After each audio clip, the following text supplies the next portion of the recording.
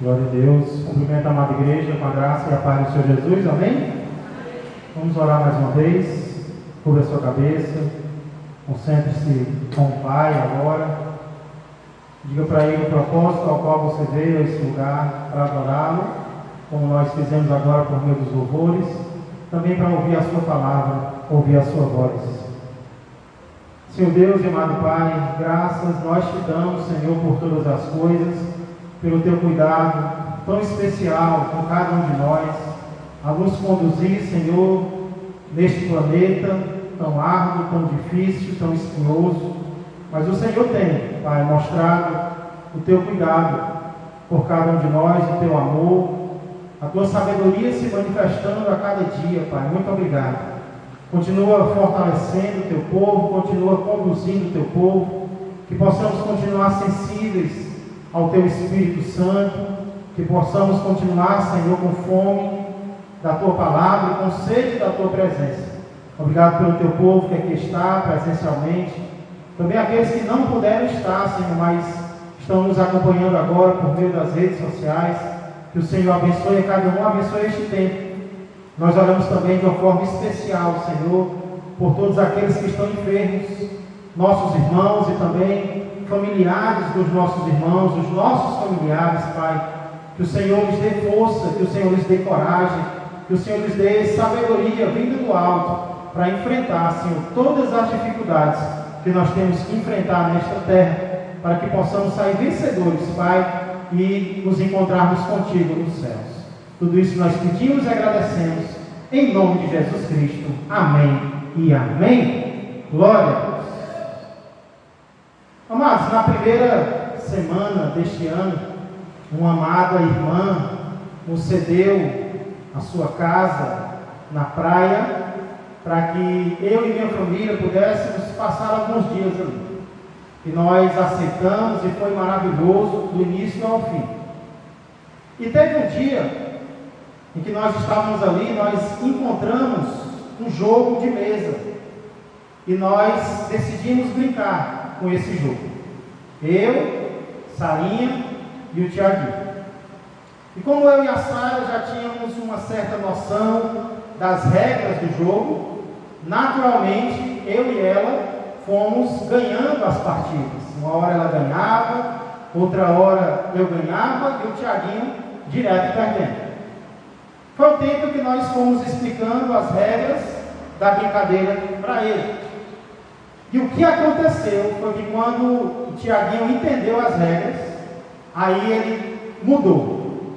Ele que estava só perdendo, agora começou a ganhar e chegou a tal ponto em que ele estava ganhando mais do que mesmo eu e a Sara. Meditando um pouco sobre isso, eu percebi, e eu creio que vocês vão concordar comigo, sobre a importância do conhecimento para ser um vencedor em todas as áreas da vida.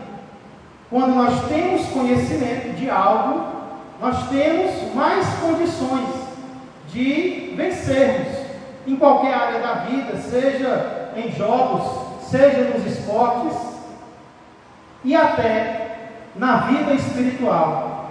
O conhecimento, ele vai nos dar condições de sermos ainda mais vencedores espiritualmente. Isso pode ser visto em vários lugares da Bíblia Sagrada, inclusive na passagem na qual nós iremos meditar hoje. Por favor, abra a Sagrada Escritura, a Palavra de Deus, no Evangelho de Mateus, capítulo de número 4. Evangelho primeiro, Evangelho inicial, primeiro livro do Novo Testamento, Evangelho de Mateus, capítulo de número 4. Nas terças-feiras, para quem está nos visitando hoje ou nos acompanhando pela primeira vez pela internet, as terças-feiras deste mês nós estamos em uma série sobre as tentações, as 3 tentações que o Senhor Jesus sofreu no deserto e as 3 respostas que ele deu a essas 3 tentações. O título é derrotando o diabo no deserto. Vendo Jesus como nosso exemplo, nós queremos imitá-lo, para também sermos vencedores nos desertos da vida. Terça-feira passada, semana passada, nós vimos a primeira tentação que Jesus sofreu e a primeira resposta que ele deu. Hoje, nós veremos a segunda tentação e a segunda resposta, e eu creio que nós vamos aprender algo muito importante para a nossa vida espiritual. Vamos começar então vendo qual foi a segunda tentação que Jesus sofreu, a segunda tentação do diabo. Ela se encontra nos versos 5 e 6. Mateus capítulo 4, versos 5 e 6 dizem assim: Então, ou seja, logo após ser derrotado pela primeira vez, nos versos 1 a 4, então o diabo o levou Jesus à cidade santa, colocou-o sobre o pináculo do templo e lhe disse: Se és filho de Deus, atira-te abaixo, porque está escrito: Aos seus anjos ordenará a teu respeito que te guardem, e eles te susterão nas suas mãos, para não tropeçares na alguma pedra. Vamos orar mais uma vez? Pai amado e Pai querido, acabamos de ler a Tua palavra, Senhor, e queremos mais uma vez buscar a Tua presença, para mais uma vez pedir a Tua bênção, Senhor, o auxílio do Teu Espírito Santo sobre a meditação das Escrituras, que possamos, Senhor, estar com o coração sedento, faminto por ela, desejoso, Senhor, de aprendermos mais e mais, de conhecermos toda a Tua palavra, pois isso é necessário, Senhor, este conhecimento é necessário para sermos vitoriosos sobre as tentações do diabo. Ajuda-nos a compreender e a colocar em prática nas nossas vidas, pois com muita humildade nós pedimos e já agradecemos, em nome de Jesus Cristo. Amém. Irmãos, o verso 5 diz que então o diabo levou a cidade santa. A cidade santa é Jerusalém, colocou sobre o pináculo do templo. O pináculo do templo nada mais é do que o local mais alto do templo. Dizem os historiadores, inclusive José, o famoso historiador judeu, que a parte mais alta do templo era tão alta, mas tão alta, que era capaz de causar tontura em alguém que subisse a ela. Alguém que subisse ao pináculo do templo, ao local mais alto do templo, poderia ficar tonto, mediante a altura tão grande deste lugar. Então, Satanás, nós não sabemos como, mas permitido por Deus, permitido pelo Pai, leva Jesus ao pináculo do templo e ele inicia da mesma forma como ele fez na primeira tentação. Ele diz: Se és filho de Deus. Foi assim que ele começou a primeira e agora ele inicia novamente a segunda. Se és filho de Deus, e aí ele faz uma sugestão para Jesus. Que sugestão é essa? Atira-te abaixo. Atira-te abaixo. Eu pergunto para vocês: essa sugestão do diabo era uma sugestão aparentemente sábia ou louca? Estúpida ou racional? Atira-te abaixo. Ele leva Jesus para o lugar mais alto do templo e diz: se lança, Jesus, lá para baixo. Se joga lá para baixo. À primeira vista, essa era uma sugestão boa ou má? Na opinião de vocês, como vocês reagiriam a uma sugestão dessa? É uma sugestão boa ou é uma sugestão ruim?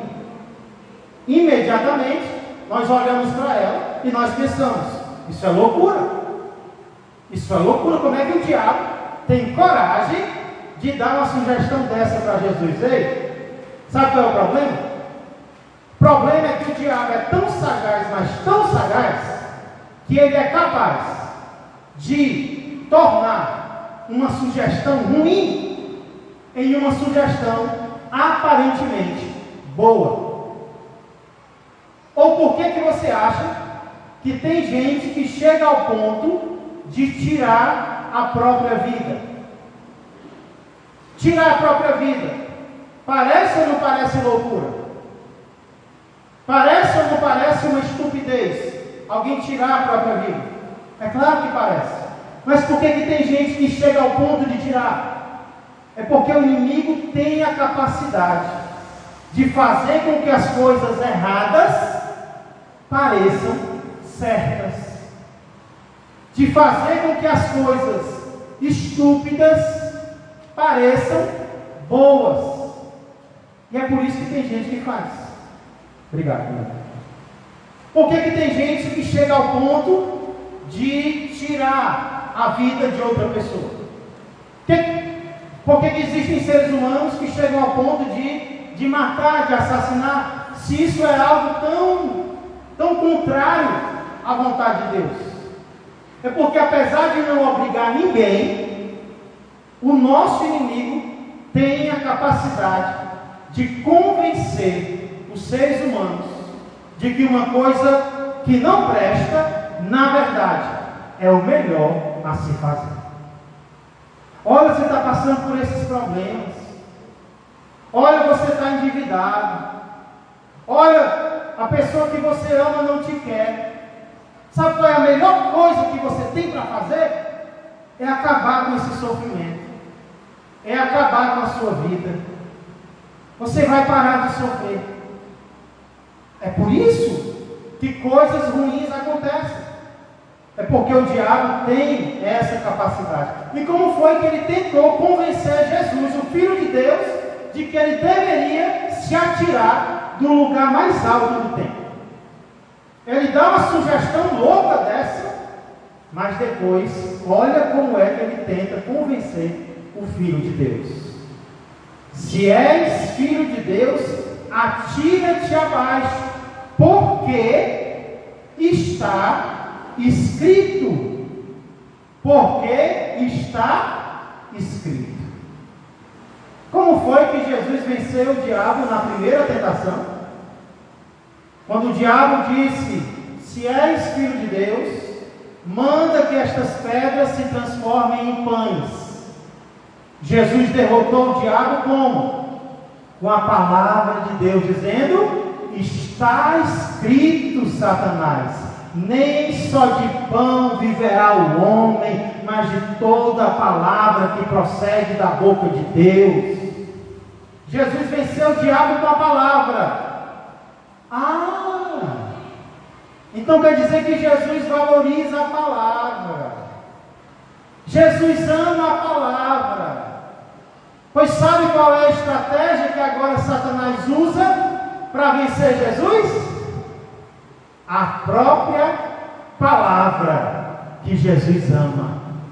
A própria palavra que Jesus cita.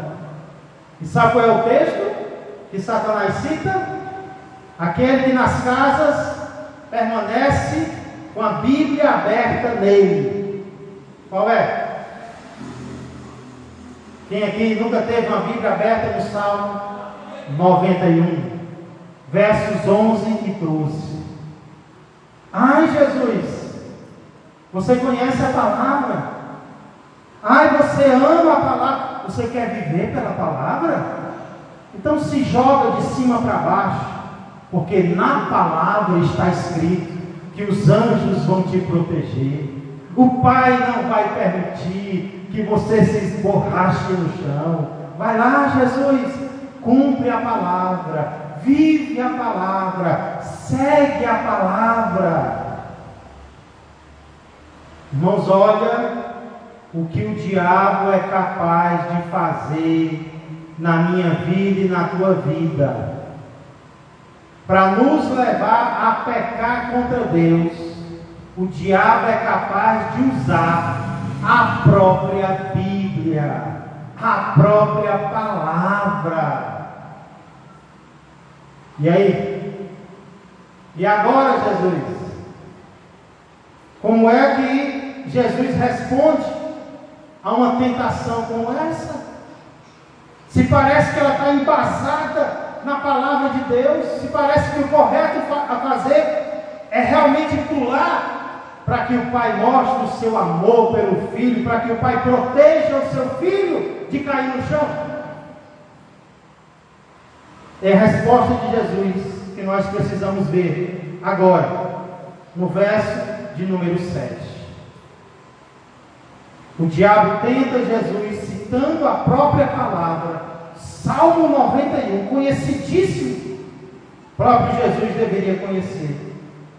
E aí no verso 7 diz: respondeu-lhe Jesus, também está escrito, não tentarás o Senhor teu Deus. O que significa não tentar o Senhor teu Deus? Não tentar o Senhor teu Deus aqui significa não assumir riscos que Deus não quer que você assuma. Não correr riscos que você não precisa correr, que não é da vontade do Pai que você corra. É claro que como crentes em Cristo, nós temos que estar dispostos sim a correr riscos, a correr perigos por causa de Deus. Você está disposto a correr perigos por causa de Deus? Um cristão tem que estar. Mas o cristão tem que estar disposto a correr perigos que Deus quer que ele corra. Não que ele, por vaidade, inventa.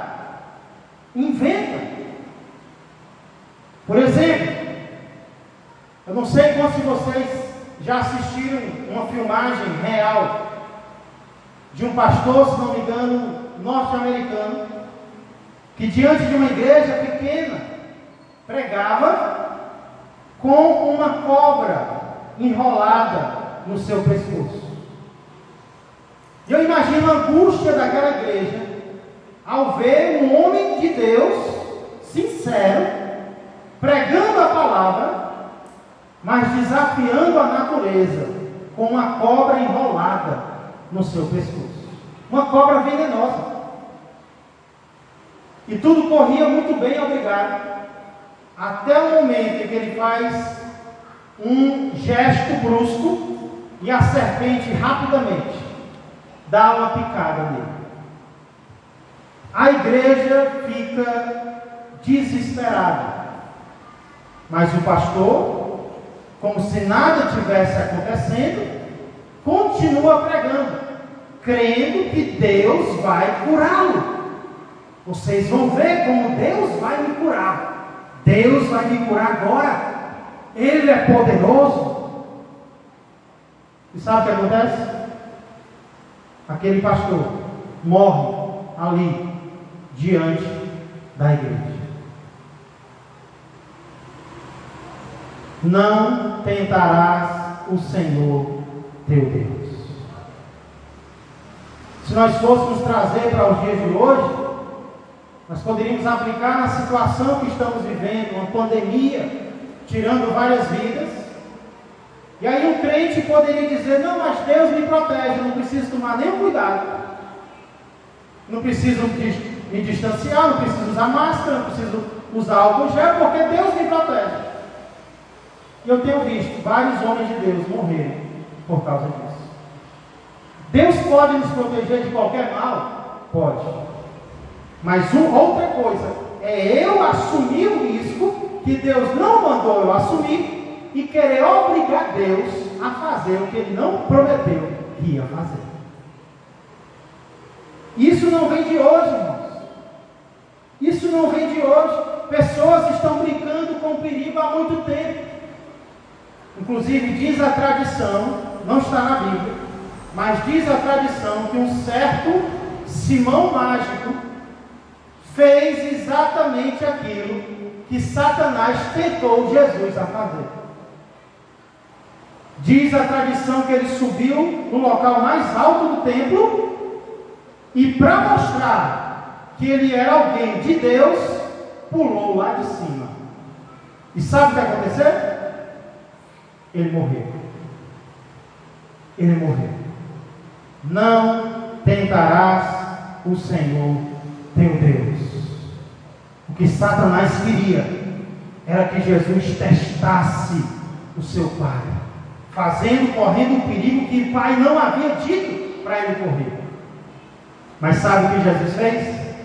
Jesus rejeitou a tentação do diabo. E sabe como foi que ele fez isso? Respondeu-lhe Jesus: também está escrito. Ou seja, se o diabo cita uma parte da Bíblia, Jesus cita outra parte da Bíblia. Porque ele não conhecia só o Salmo 91, não. Já pensou se Jesus fosse um crente Nutella? Um crente que só conhecesse o Salmo. Eu gosto demais dos Salmos. Eu só leio o Salmo porque eu só gosto do Salmo. O meu predileto é o 23. Eu também gosto do 91. Já pensou se Jesus só lesse o Salmo 91? Aí o diabo diz: está escrito, atira-te, ele vai te guardar. É verdade, lá diz mesmo. Jesus não conhecia apenas uma parte da Bíblia, Jesus conhecia a Bíblia inteira. Se o diabo citava uma parte de forma errada, ele conhecia a parte correta. Jesus não conhecia apenas o Salmo 91, tanto é que ele cita uma parte da lei. Deuteronômio capítulo 4, capítulo 6, ele cita esse texto. Talvez uma parte, quando nós estamos lendo, nós queremos pular, né? Queremos pular Números, queremos pular Deuteronômio. Aí imagina se na leitura de Jesus ele pulasse Deuteronômio.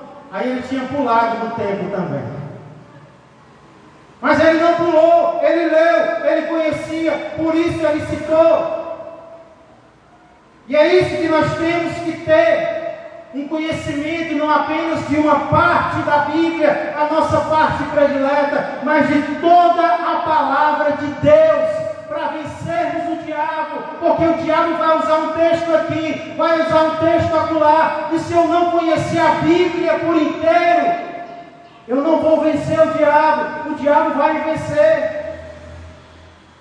Precisamos conhecer, procurar conhecer, crescer no conhecimento de toda a Bíblia Sagrada. É por isso que aqui na nossa igreja, desde o início, nós procuramos pregar livros inteiros da Palavra de Deus.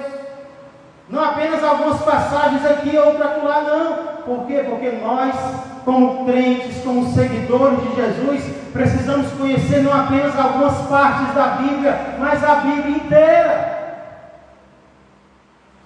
Porque se o Filho de Deus conhecesse apenas uma parte, ele teria caído em tentação. Precisamos conhecer a Bíblia por completo. Precisamos colocar no nosso coração esse desejo de crescer no conhecimento de toda a palavra de Deus. Isso não significa, claro, que só o conhecimento vai ser suficiente para vencermos as tentações. Claro que não, o próprio diabo é um exemplo disso. Ele conhecia a Bíblia e não obedecia. O nosso alvo maior como crentes é obedecermos a palavra. Mas me diga aí, como é que eu vou obedecer uma palavra que eu não conheço? Como é que eu vou aplicar um conhecimento que eu não tenho? É que nem um jogador de futebol. O jogador que decide participar de uma partida oficial. Eu pergunto para vocês, o fato de ele conhecer todas as regras faz dele um vencedor? Só porque ele conhece todas as regras, por isso ele ganhou a partida? Não. Mas eu pergunto, tem como ele ganhar a partida sem conhecer as regras? Não, porque ele vai pegar a bola com a mão, ele vai ficar impedido, ele vai sair das 4 linhas, ele não vai ter condições de ganhar. Por quê? Porque ele não tem conhecimento das regras. Da mesma forma, somos nós. Conhecer a Bíblia, crescer no conhecimento, não significa que a gente vai obedecer, não. Mas quanto mais nós conhecemos, mais capacidade nós vamos ter de vencer. Quanto mais conhecimento nós obtivermos da palavra, mais ferramentas o Espírito Santo vai ter para nos dar vitória. Por isso nós precisamos entender, conhecer toda a palavra de Deus, como Jesus conhecia. E é claro, irmãos, que isso não vem da noite para o dia. A decisão não é de você chegar em casa e você agora dizer que conhece a Bíblia inteira, não. Mas tomar a decisão de procurar conhecer a Bíblia por inteiro. Isso não vai vir de uma vez, vai vir dia após dia. Como certa vez, o recordista mundial do salto em vara respondeu quando perguntaram para ele: como você conseguiu chegar a esse nível? Sergei Bubka, ucraniano, bateu seguidamente vários recordes mundiais. Ele era o melhor na sua época. E alguém chegou para ele e perguntou: como você conseguiu chegar a esse nível? E ele disse: é simples. Eu decidi que todos os dias da minha vida eu ia melhorar, nem que fosse por um pouco. E a cada dia ele melhorava um pouco, até que ninguém conseguia alcançar. Assim também é com o nosso conhecimento da Bíblia. Já pensou se nós decidíssemos todos os dias entender um pouco mais da palavra, conhecer um pouco mais da palavra, nós seríamos mais vitoriosos. Pastor, e como é que isso acontece, pastor? Como é que eu imito Jesus em conhecer a Bíblia de capa a capa, não apenas uma parte, mas toda ela? Não tem segredo não, igreja. Tem que meditar na palavra de dia e de noite. Primeiramente, em particular. Em particular. Quando nós vemos os evangelhos, nós percebemos que Jesus tinha momentos a sós com o Pai. E nós precisamos ter momentos a sós de oração, de meditação. Porém, não apenas isso.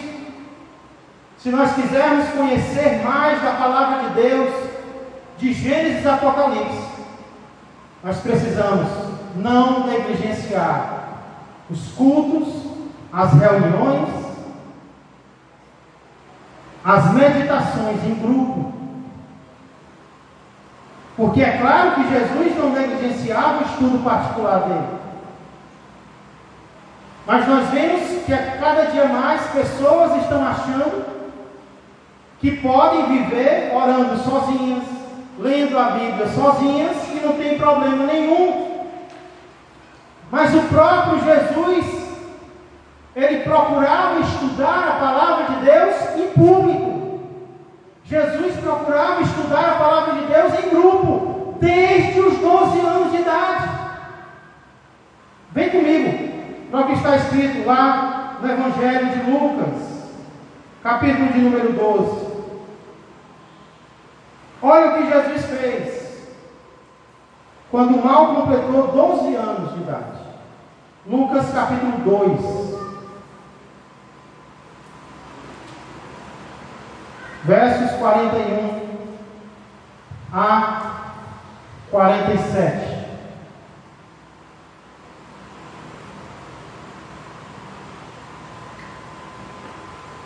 Lucas capítulo 2, verso 41 a 47 diz: Ora, anualmente iam seus pais a Jerusalém para a festa da Páscoa.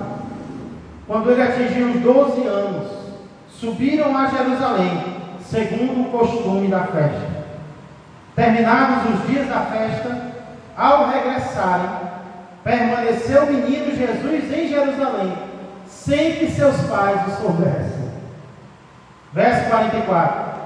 Pensando, porém, estar ele entre os companheiros de viagem, foram o caminho de um dia, e então passaram a procurá-lo entre os parentes e os conhecidos. E não tendo encontrado, voltaram a Jerusalém à sua procura. Verso 46. 3 dias depois, o acharam no templo, assentado no meio dos doutores, fazendo o que, igreja? Ouvindo-os e interrogando-os. Jesus estava no templo, aos 12 anos de idade, ouvindo os doutores, interrogando os doutores. 47. E todos os que o ouviam, muito se admiravam da sua inteligência e das suas respostas. Você percebeu quando foi que Jesus começou a derrotar o diabo? Não foi no deserto, com 30 anos. Jesus começou a derrotar o diabo bem antes, quando ele decidiu crescer no conhecimento da palavra de Deus. Aos 12 anos, ele já conhecia a palavra. Aos 30 anos, ele expressou a palavra. Ele citou a palavra. Sabe como é que nós vamos derrotar o diabo no futuro? É decidindo hoje fazer como Jesus. Decidindo hoje crescer no conhecimento de toda a palavra de Deus. Sozinho, em particular, mas não apenas em particular, também em grupo. Porque em grupo eu vou ouvir esse, eu vou ouvir aquele, e eu vou crescer no conhecimento da palavra de Deus. Jesus, aqui no capítulo 2, ele dá o exemplo. E aí quando chega no capítulo 24, ele faz uma cobrança. Vamos lá para o capítulo 24 de Lucas. Lucas capítulo 24. Depois da ressurreição, olha a repreensão que Jesus faz para os seus discípulos. Nós vimos que nós precisamos conhecer a palavra por inteiro, para não cairmos em tentação. Mas não é só para não cair em tentação, não. É para não cair em tristeza também. Porque olha o que ele diz em Lucas 24. A partir do verso 13. Naquele mesmo dia, 2 deles estavam de caminho para uma aldeia chamada Emaús, distante de Jerusalém 60 estádios. E iam conversando a respeito de todas as coisas sucedidas. Aconteceu que enquanto conversavam e discutiam, o próprio Jesus se aproximou e ia com eles. Os seus olhos, porém, estavam como que impedidos de o reconhecer. Então lhes perguntou Jesus: que é isso que vos preocupa? E de que ides tratando à medida que caminhais? E eles pararam, o quê? Entristecidos. Um, porém, chamado Cleopas, respondeu dizendo: és o único, porventura, que tendo estado em Jerusalém, ignoras as ocorrências destes últimos dias? Ele lhes perguntou: quais? E explicaram o que aconteceu a Jesus o Nazareno, que era varão profeta, poderoso em obras e palavras diante de Deus e de todo o povo, e como os principais sacerdotes e as nossas autoridades o entregaram para ser condenado à morte e crucificado. Ora, nós esperávamos que fosse ele quem havia de redimir a Israel. Mas, depois de tudo isso, é já este o terceiro dia, desde que tais coisas sucederam. É verdade também que algumas mulheres das que conosco estavam nos surpreenderam, tendo ido de madrugada ao túmulo, e não achando o corpo de Jesus, voltaram, dizendo terem tido uma visão de anjos, os quais afirmam que ele vive. De fato, alguns dos nossos foram ao sepulcro e verificaram a exatidão do que disseram as mulheres, mas não o viram. Os discípulos de Jesus estavam tristes, porque Jesus havia morrido, e já era o terceiro dia, e nada aos olhos dele havia acontecido. Verso 25: Então lhes disse Jesus: ó nécios e tardos de coração, para crer, o quê? Tudo o que os profetas disseram. Porque eles estavam tristes, porque eles não estavam crendo em tudo, estavam crendo apenas em uma parte. E quem conhece apenas uma parte, ou crê apenas em uma parte da Bíblia, não apenas cai em tentação, cai em tristeza também. Verso 26: porventura não convinha que o Cristo padecesse e entrasse na sua glória? E começando por Moisés, ou seja, pelos 5 primeiros livros da Bíblia, discorrendo por todos os profetas, expunha-lhes o que a seu respeito constava em todas as Escrituras. Só existe um remédio para a tristeza. Não é um pedaço da Bíblia, não é um fragmento da Bíblia, é toda a palavra de Deus. É toda a palavra que o crente tem que se esforçar para conhecer. Não vai ser da noite para o dia, não vai ser até a volta de Jesus, mas a todo dia nós vamos crescer um pouco no conhecimento, não apenas de uma parte, mas de toda a palavra de Deus. E é isso que eu quero incentivar a todos nós a decidirmos hoje. Talvez você olhe para si mesmo e diz: eu conheço tão pouco da palavra. Amém. Todos nós conhecemos pouco da palavra de Deus. Mas nós podemos tomar uma decisão essa noite. Eu quero conhecer mais. E eu quero conhecer tudo. Senão nós vamos fazer como algumas pessoas fazem. Nós vamos ler apenas um versículo aqui, um versículo acolá, e vamos achar que Deus está falando com a gente. E esse método é muito perigoso. É como aquele irmãozinho que no dia atribulado fechou os olhos, pegou a Bíblia e disse: Senhor, fala comigo. E aí ele abriu a Bíblia, colocou o dedo no versículo e leu: Judas foi e se enforcou. Ele: não, Senhor, isso aqui não deve ser para mim. Vou tentar de novo. Fechou os olhos: Deus, fala comigo, o que eu tenho que fazer? E aí ele abriu a Bíblia, colocou o dedo e disse: vai tu e faz o mesmo. Nunca mais ele leu a Bíblia daquele jeito. Porque não é assim que Deus quer que leiamos a Bíblia. Não é na sorte. Tira uma palavra para mim. Não. Leia a Bíblia. Leia a palavra. Procure conhecer a palavra. E aí o Espírito Santo vai usar a palavra como ferramenta para sermos vencedores. Cristãos vencedores. Vamos orar. Senhor Deus, amado Pai, muito obrigado, Senhor, por este presente tão maravilhoso que é a palavra do Senhor. Senhor, os teus servos do passado tinham uma porção menor das Escrituras, porque eles tinham apenas o Antigo Testamento, mas eles amavam o Antigo Testamento, porque era tudo que eles tinham. Eles estudavam, eles meditavam, e eles eram vitoriosos, Senhor. O diabo vinha atacá-los, e eles estavam dispostos a morrer por aquilo. Hoje nós temos uma porção ainda maior, porque nós não temos apenas o Antigo Testamento, nós temos o Antigo e o Novo.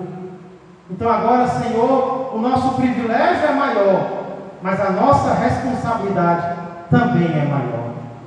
Senhor, ajuda-nos a todos os dias crescermos no conhecimento, não apenas de uma porção da Tua Palavra, mas de toda a Palavra do Senhor. Porque tudo aquilo que o Senhor revelou é importante para nós. Se havia alguém aqui, Senhor, crente, uma crente, Senhor, que estava conformado com o que já sabia, põe, Senhor, fome pela palavra, põe, Senhor, sede pela palavra, desejo de ler a palavra, Senhor, de forma sistemática, cada dia um pouco, uma sequência, Senhor, até terminar um livro, até terminar, Senhor, um grupo de livros, até terminar um testamento, Senhor, até terminar o outro testamento, e assim, Senhor, a cada ano crescendo no conhecimento da palavra.